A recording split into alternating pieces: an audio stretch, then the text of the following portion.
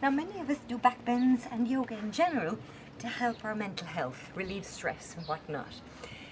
And indeed, the research supports that yoga does indeed help our mental health. In a survey that was done in Australia a couple of years ago, they interviewed 4,000 people that were yoga practitioners, and nearly 60% of them said they started yoga in order to help their stress levels and help their mental health, but 80% continued because they found that yoga really did help. Now, stress is the result of demands we perceive that we can't match. At a physiological level, a number of things happen. Our autonomic nervous system, which controls unconscious functions like breathing and temperature, has two aspects. One is called the sympathetic nervous system, which is like the gas pedal. So when we're really stressed, it's the fight or flight.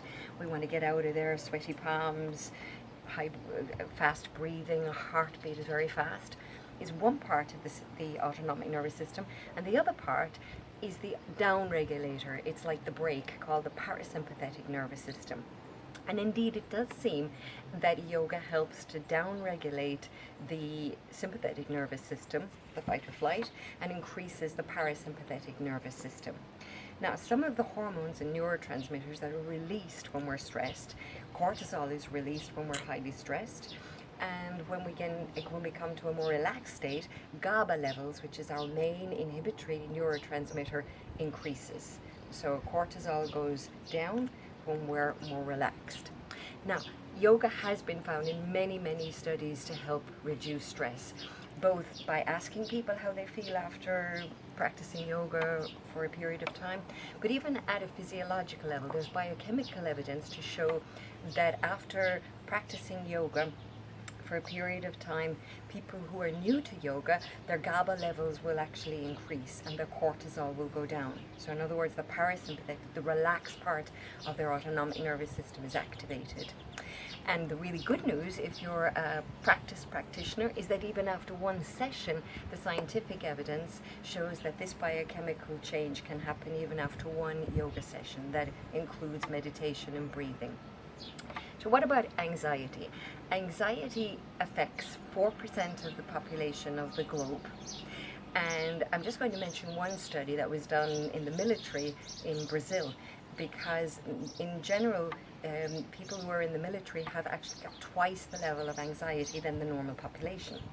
So what they did in Brazil is they had half of the participants in the study do regular aerobic exercise for a period of time, and they had another part do yoga that involved meditation, breathing and postures.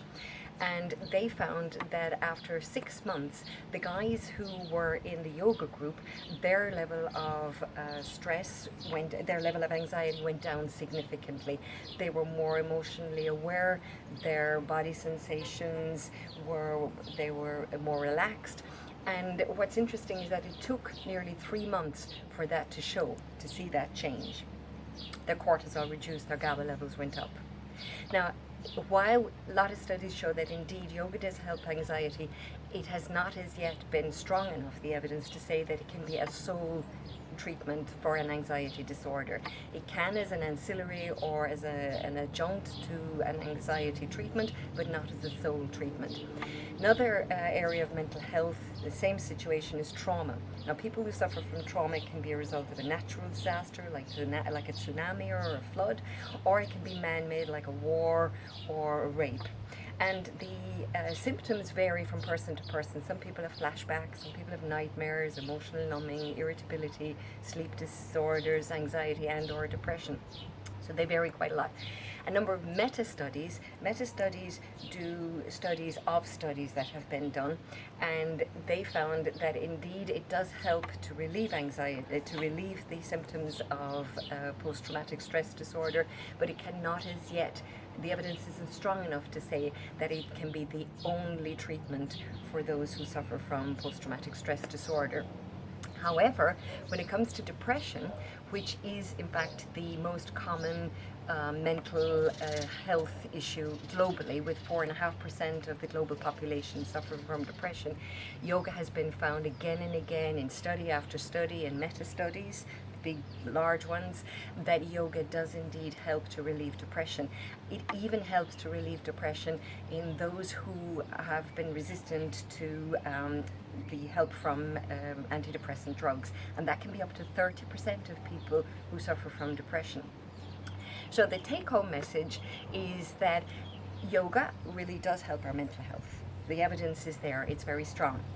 It involves a yoga practice, ideally that involves breathing, pranayama, meditation, and postures. It has to be ongoing. They found in study after study, once the people stopped doing yoga, the symptoms of the anxiety, depression, the post-traumatic stress came back. So it has to be ongoing. It takes time. It can take up to 3 months to see the relief of symptoms. So keep doing it, in other words. And consistency, perhaps up to twice a week would be recommended. It also seems that when we do it in a group setting, where there is a supportive group setting, it's more effective than doing it alone. And it seems that the reason that yoga does help our mental health is because it stimulates the parasympathetic nervous system dominance. It regulates our stress hormone release in our bodies, and it also stimulates our vagal tone. We don't have any evidence as yet to show that specific postures like back bends, do actually contribute to relieving stress, depression, anxiety. But when we have the package of postures, breathing, and meditation, it certainly does help our mental health. Thank you so much.